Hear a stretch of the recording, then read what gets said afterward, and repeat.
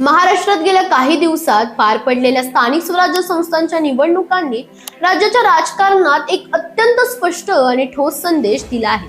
या निवडणुकांचे निकाल केवळ आकडेवारीपुरते मर्यादित न राहता प्रत्येक राजकीय पक्षाची संघटनात्मक ताकद, नेतृत्वाची क्षमता आणि जमिनीवर केलेल्या कामाचा थेट आरसा ठरला आहे।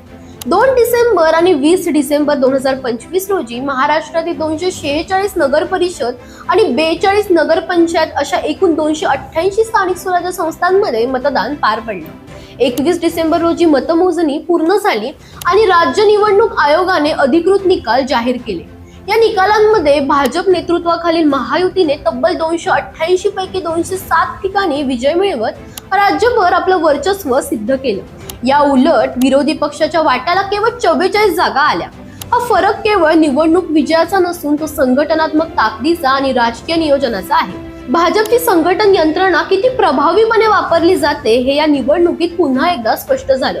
बूथ लेवल पासून ते जिल्हा आणि राज्य पातळीपर्यंत भाजपचं नियोजन अत्यंत काटेकोर आणि शिस्तबद्ध दिसून आलं। या निवडणुकांमध्ये मुख्यमंत्री देवेंद्र फडणवीस यांची भूमिका निर्णायक ठरली। राज्यात सर्वाधिक प्रचार सभा त्यांनी घेतल्या। प्रत्येक सभेमध्ये विकास, स्थिर सरकार आणि मजबूत नेतृत्वाचा मुद्दा थेट मतदारांपर्यंत पोहोचवण्यात आला। याचं प्रतिबिंब थेट मतदानाच्या आकड्यांमध्ये दिसून आलं आणि भाजपच्या विजयात याचा मोठा वाटा राहिला। याचबरोबर भाजपचे केंद्रीय नेते आणि राज्यातील सर्व प्रमुख नेते प्रचारात पूर्ण ताकदीनिशी उतरले होते। केंद्रात आणि राज्यात दोन्हीकडे भाजपची सत्ता असल्याचा सकारात्मक परिणाम या निवडणुकांमध्ये स्पष्टपणे दिसून आला। एकसंध नेतृत्व, एकसंध प्रचार आणि एकसंध रणनीती यामुळे मतदारांमध्ये भाजपविषयीचा विश्वास अधिक मजबूत झाला। स्थानिक पातळीवर भाजपकडे मोठ्या प्रमाणात सक्षम नेतृत्व उपलब्ध असल्याचंही या निकालांमधून स्पष्ट झालं। नगरसेवक, माजी नगरसेवक, स्थानिक कार्यकर्ते आणि संघटनात्मक पदाधिकारी यांनी जमिनीवर सातत्याने काम केलं। या उलट विरोधकांकडे अनेक ठिकाणी ठोस स्थानिक नेतृत्वाचा अभाव जाणवला। काही भागांमध्ये विरोधकांकडे नेतृत्व शिल्लक राहिलेलं नाही अशी स्थिती दिसून आली। अपवादात्मक निकाल काही ठिकाणी पाहायला मिळाले। पंढरपूर, अकलूज आणि ईश्वरपूर यांसारख्या भागांमध्ये स्थानिक पातळीवर प्रबळ नेते असल्यामुळे विरोधकांना सत्ता मिळवता आली। मात्र हे अपवाद वगळता राज्याच्या बहुतांश भागांमध्ये विरोधकांना निर्णायक यश मिळवता आलेलं नाही। एकंदर आकडेवारी पाहिली तर भाजपने एकट्याने 117 नगराध्यक्ष किंवा नगर परिषद अध्यक्ष पदांवर विजय मिळवला आहे। शिंदे गटाच्या शिवसेनेने 53 जागा जिंकल्या तर अजित पवार गटाच्या राष्ट्रवादी काँग्रेसने 37 ठिकाणी सत्ता मिळवली आहे। काँग्रेसला 28 जागांवर समाधान मानावं लागलं असून शिवसेना उद्धव बाळासाहेब ठाकरे गटाला केवळ 9 जागा मिळाल्या आहेत। उर्वरित काही जागा अपक्ष किंवा स्थानिक आघाड्यांकडे गेल्या आहेत। विभागनिहाय पाहिलं तर कोकण विभागात भाजप आणि महायुतीची पकड मजबूत राहिली आहे। बहुतांश नगर परिषदांमध्ये महायुतीने सत्ता कायम ठेवली।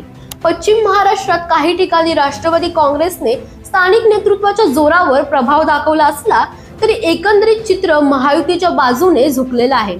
उत्तर महाराष्ट्रात नाशिक, जळगाव आणि धुळे परिसरात भाजप आणि शिंदे गटाच्या शिवसेनेला मोठं यश मिळालं आहे। विदर्भात तर भाजपने स्पष्ट वर्चस्व राखत बहुसंख्य ठिकाणी सत्ता मिळवली आहे।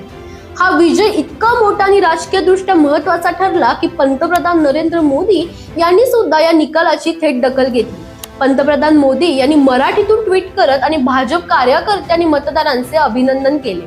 स्थानिक स्वराज्य संस्थांच्या निवडणुकांवर पंतप्रधानांनी प्रतिक्रिया देणं हे या निकालाचं राजकीय महत्त्व अधोरेखित करतं। महायुतीतील घटक पक्षांची ताकदही या निकालातून समोर आली। शिंदे गटाच्या शिवसेनेला सत्तेतील सहभागाचा फायदा झाला तर अजित पवार यांच्या राष्ट्रवादी काँग्रेसने काही भागांमध्ये स्वतंत्र प्रभाव सिद्ध केला। या उलट विरोधकांची अवस्था अत्यंत असंघटित राहिली। काँग्रेस, राष्ट्रवादी, शरदचंद्र पवार गट आणि उद्धव ठाकरे गट हे एकत्र लढलेले नाही आणि त्याचा थेट फायदा महायुतीला झाला। राज्य पातळीवरील नेते प्रत्यक्ष प्रचारात फारसे सक्रिय दिसले नाही। ही बाबही विरोधकांच्या प्रभावाचं एक मोठं कारण ठरली। आता जर एकूण चित्र पाहिलं तर जवळपास 50% नगरसेवक हे भारतीय जनता पक्षाचे निवडून आलेले आहेत। ही आकडेवारी भाजपच्या संघटनात्मक ताकदीचा आणि सातत्यपूर्ण कामाचा ठोस पुरावा आहे। एकंदरीत या स्थानिक स्वराज्य संस्थांच्या निवडणुका म्हणजे महाराष्ट्राच्या राजकारणात भाजप महायुतीने आपली पकड अधिक मजबूत केल्याचा स्पष्ट संदेश देणाऱ्या ठरल्या। संघटन, नेतृत्व, सत्ता आणि जमिनीवरचं काम या चारही घटकांच्या जोरावर मिळालेला हा विजय असून विरोधकांसाठी ही निवडणूक गंभीर आत्मपरीक्षणाची गरज अधोरेखित करणारी ठरली आहे. दरम्यान तुम्हाला ही माहिती कशी वाटली आम्हाला कमेंटमध्ये नक्की सांगा आणि इंडिया लीडरला फॉलो करायला विसरू नका.